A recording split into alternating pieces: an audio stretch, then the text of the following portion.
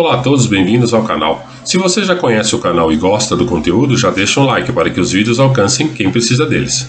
Já conhecemos o campo de texto do GTK, porém, há várias ocasiões em que precisamos que o texto tenha multilinhas, e este é o componente que veremos. Vamos ao código.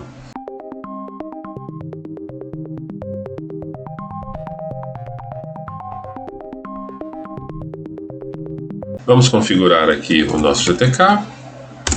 Muito bem.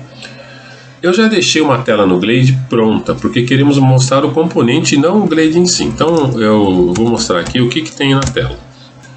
Nós temos aqui um componente chamado GTK Texto View, que é esse cara aqui, é esse branco aqui, ó, GTK Texto View. Acho que não dá para ver direito, mas está aqui.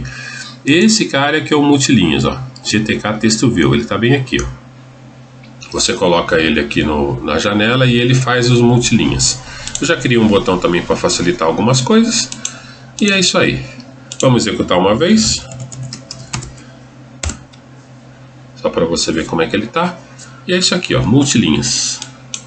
Você pode escrever, pode fazer o que você quiser aqui. O clique do botão vai acionar o botão. E nós vamos trabalhar com isso agora para ver alguns comandos adicionais. Bom, é isso aí que você já viu.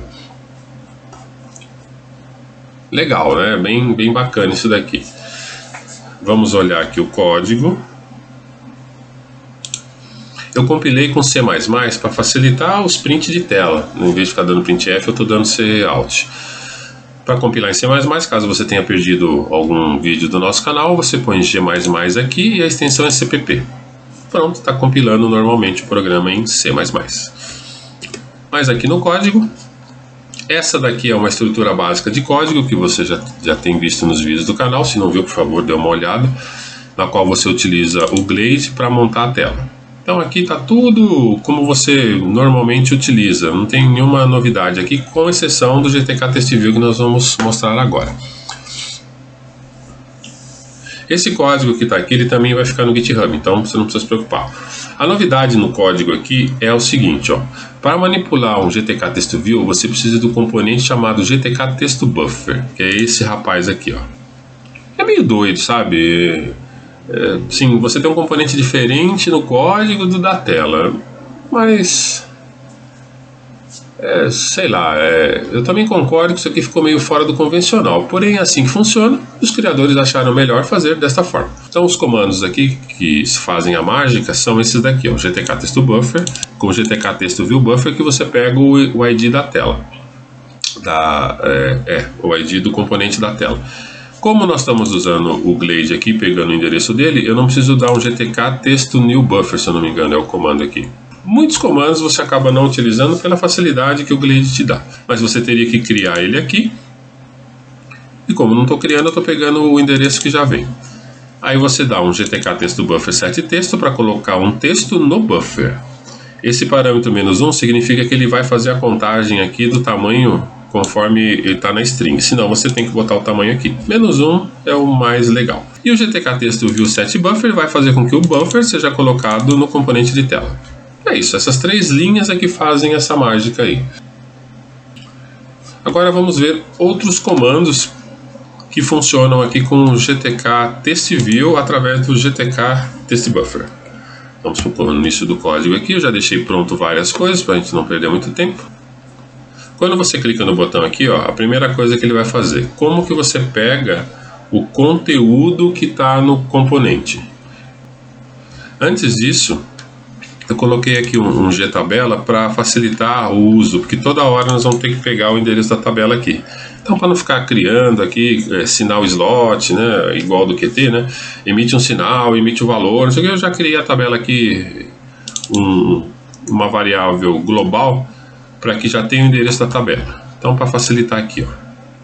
Tá? Então aqui quando você executa, ele pega o endereço da tabela e põe lá, pronto, a gente já utiliza ele com mais facilidade, né? Já é global. Então como que você pega o texto aqui? Nesse caso tem uma pegadinha para obter o texto do componente.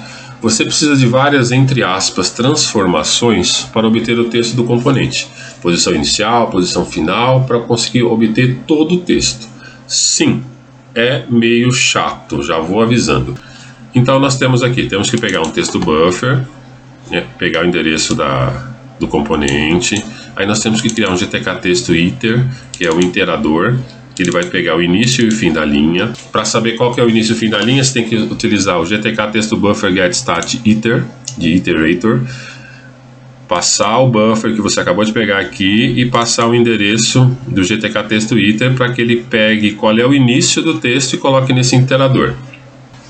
A mesma coisa para o fim da linha, o fim do texto. Então ele vai pegar o final do texto e colocar nesse iterador. Sim, é um saco, tem que ser feito dessa forma, senão não funciona. Como que vai funcionar aqui? Depois de tudo isso que você fez, você vai pegar um texto buffer get texto com o buffer que você acabou de ler lá do componente, com o iterador do início da linha, com o iterador de fim da linha. E aqui você diz para ele que pode vir quaisquer caracteres que tiver lá, mesmo que forem gráficos ou caracteres de controle, não importa. Então vamos compilar. É meio chatinho, se você percebeu. Aqui, vamos dar um button, ó, texto olá 2. Você não acredita em mim? Vou escrever qualquer porcaria aqui, ó. Button, pegou o texto de novo. Tá vendo?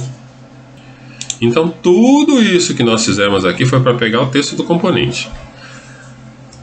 É meio chatinho, né? Fazer o quê? Agora, para visualizar a quantidade de linhas do componente, o comando age no buffer e não no componente. Na verdade, tudo que você vai fazer aqui vai agir no buffer, tá? Não no componente em si, porque o buffer é que contém os dados do componente. Então o comando é texto buffer get line count, passando o buffer. Vamos executar. Tem 3 linhas, né? A quantidade de linhas 3. Vou colocar mais uma aqui, mas não vou ficar fazendo isso toda hora, tá? Quantidade de linhas 4. Viu? Então esse aqui é o getLineBuffer. Eu vou ficar falando o nome inteiro do comando, tá? Temos a quantidade de linha e temos aqui a quantidade de caracteres. É a mesma coisa. Vamos compilar. Olha lá, tem 19 caracteres. Vou colocar um pouquinho, tem 24. Facinho, né? Temos também o apagar o texto, que é sempre útil. Alguns comandos aqui funcionam com iterador início e fim. Então, para você fazer com que funcione o texto buffer delete, você tem que fazer com que a criação dos iteradores seja feita e obter o endereço dos iteradores através dessa função. Então, praticamente, ó, essas linhas aqui, elas são primordiais para quase todos os comandos funcionem. Você tem que pegar o buffer e inicializar os iteradores aqui de início e fim. Tudo bem? Então, o delete está aqui. Vamos executar. E num passe de mágicas, sumiu tudo no texto. Certo? Vamos para o próximo. Inserir um texto na posição do cursor. Isso daqui precisa ter um motivo específico para isso, mas enfim, ele está aí. Então o comando é GTK texto buffer insert add cursor. Você tem o buffer aqui, o texto, e -1 para que ele calcule o tamanho, ou você calcula o tamanho. Eu não aconselho muito, mas está aí, né? Vou colocar aqui o cursor no meio de um texto, ó, novo. Cursor aqui no meio, novo. Cursor no final, novo. Viu? Funciona direitinho. Selecionar todo o texto. Ele só faz a seleção, não faz mais nada além disso, tá? Só para evidenciar que o texto foi selecionado. Vamos executar. Ele também tem o iterador início e fim. Compilando.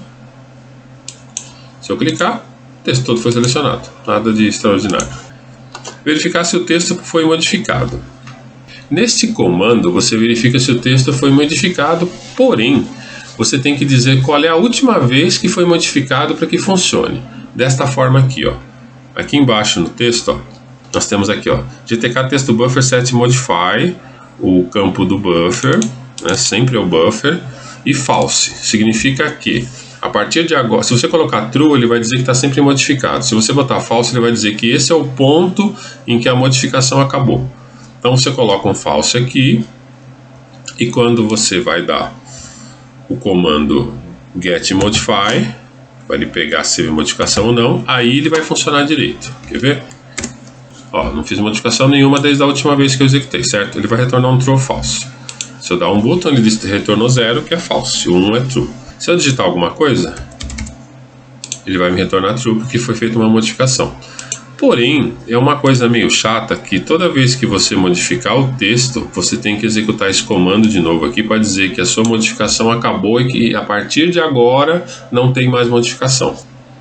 Coisas do GTK, como eu já falei, a gente não sabe por que foi feito assim, mas alguém achou que era importante ser assim, no momento foi uma boa ideia e é assim que funciona. É meio estranho, mas é assim que funciona, então tá ótimo. Bom, é isso aí. O que eu mostrei aqui são os comandos mais básicos, eu diria até os mais comuns para o uso. Há tantas outras funções, porém tem tanta configuração para fazer antes de usar, que nem tudo é tão prático. Às vezes é melhor trabalhar dentro do buffer do que ficar usando as funções que disponibiliza. Se você acompanha os vídeos do GTK, já deve ter ficado claro que você precisa criar uma interface para facilitar o uso das funções, porque é tanta configuração que é mais fácil ficar encapsulado em algum lugar e você usar de uma outra forma. Ao menos foi a conclusão que eu cheguei. Por exemplo, se você olhar o código aqui, ó, se toda hora você tiver que fazer isso aqui para todos os componentes, fica meio complicado. Às vezes é melhor você encapsular numa classe C++ ou fazer uma função em C na qual você passa o componente e ele faz o resto para você. Tá? Talvez seja muito mais prático. Por favor, não esqueça de dar um like, inscreva-se no canal e clique no sino para receber notificações. Obrigado.